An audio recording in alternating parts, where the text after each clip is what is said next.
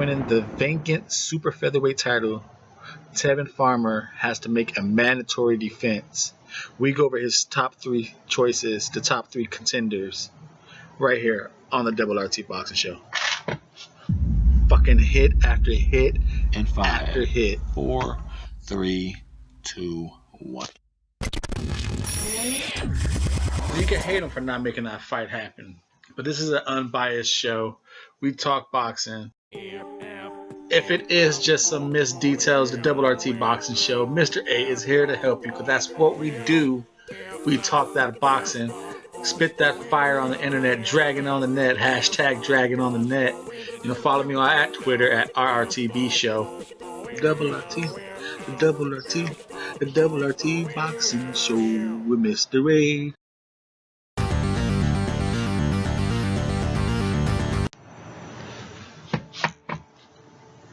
Still hit after hit after hit after hit right here on the Double RT Boxing Show. Making hits. That's why you tune in. That's why I give you thumbs up for supporting your show, because I'm just the host. It is your show, the Double RT Boxing Show. And today, your show is about Tevin Farner, the IBF super featherweight champion. Defeated Billy Dib in a outstanding unanimous decision. Whooped his ass in his home country, not his town, not his state, a country. Now this is where it gets a little interesting, because the IBF is really the only organization that always has the number 1 and 2 spot vacant. They usually have eliminators to fill those spots up for title fights, but as of right now, they're empty. Their 1 and 2 are empty, and Tevin Farner has 9 months from winning that title to fight somebody, so that gives time for the IBF to give 1 eliminator, and then maybe Tevin Farner fights 1 person. So they can't do 2 eliminators and then give that person enough time to get into a Tevin Farner fight. You know what I mean? They could give 1 eliminator for I guess a second mandatory, and they're gonna have to pick 1 mandatory. Now we're gonna go over the top 3, considering 1 and 2 is vacated. Number 3 is Guillermo. It's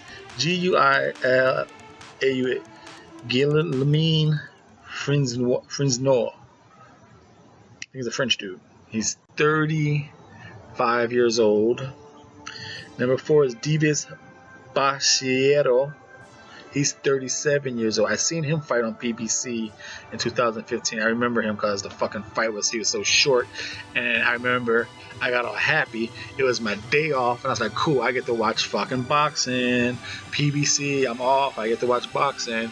And that motherfucker didn't throw no punches. My mom was sitting there like, this motherfucker ain't doing shit. That's how I spent some time with my mother. When a little off subject, when Peyton was playing football, I spent time with my mother. We watched football together. I go over there and keep her company, spend time with my lovely mother. She's a football fan. And then once Peyton retired, she knew I got it. She knew I love boxing. So, mother wanted to spend time with her son. So she slowly, start watching little boxings on her own, on her little fucking nook and stuff. So she started talking to me about boxing. So, I did the son thing. I went over there and I watched boxing when I could. So we're like, cool, I'm off, Mom. I'll come over. I'll watch some boxing with you. That motherfucker didn't throw no punches. I look over, my mom's knocked out on the couch. I'm sitting there, like, what the hell, Mom? But that's how I remember this motherfucker. Number 4, he ruined me and my mother's time. Davis Basario. And then number 5, Jonah Carroll.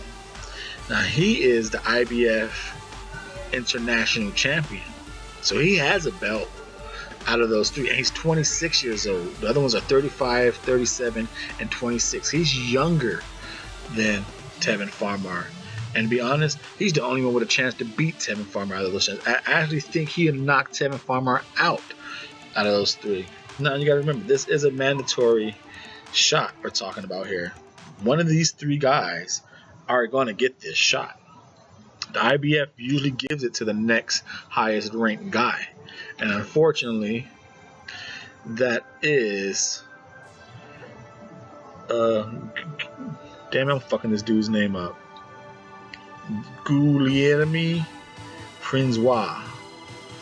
Guilherme Francois. Now, if he gets the shot, I'd rather him get the shot than Davis, because Francois throws punches, he throws combinations, and he has the faster feet, so he might be able to do something against Tevin Farmer. But I think Tevin Farmer will be too slick and pick him apart, pop, shoot him. Because remember, this is going to probably be a hometown fight for Tevin Farmer. It's mandatory, but it's going to be a hometown fight. Pump him up, like that, and then maybe Balsadio and Jonah be the eliminator for the second mandatory. As you see in the pictures, you see the thumbnail and you see the pictures. Jonah's the dude with the beard. Davis is the one, the old man Davis who ain't throwing punches, and Francois is the one throwing punches. So I'm going with those. Those are going to be the three shots. That's what Tevin Farmer. So if you're a Tevin Farmer fan or just a boxing fan wondering what's possible next for Tevin Farmer, you got Gervonta Davis fighting fucking Adam Mars. Why not Tevin Farmer? Cause Tevin Farmer won a banking belt. When you win banking belts, boom, you are fucking face forward to a mandatory. You have to fight a mandatory. You don't get a voluntary. Not when you win banking titles. You pick up the former's champion mandatory duties. And that's where we're at. Tevin Farmer has a mandatory between number 3, Francois, number 4, Balsiero, and number 5, Carroll. A 35, a 37-year-old, and a 26-year-old. My bet is the 26-year-old will beat the shit out of him and knock him out. The 35-year-old Francois, he'll give a nice effort. Balsiero is gonna get cashed out. He ain't gonna do shit. This is the Double RT Boxing Show. I'm your host, Mr. A. Leave a comment down below. Who do you think is gonna get on the fight? Who do you think is gonna get the fight here? Follow it on Twitter at the RRTB Show. The RRTB Show. Hashtag Dragon on the Neck, cause your show spits that fucking fire.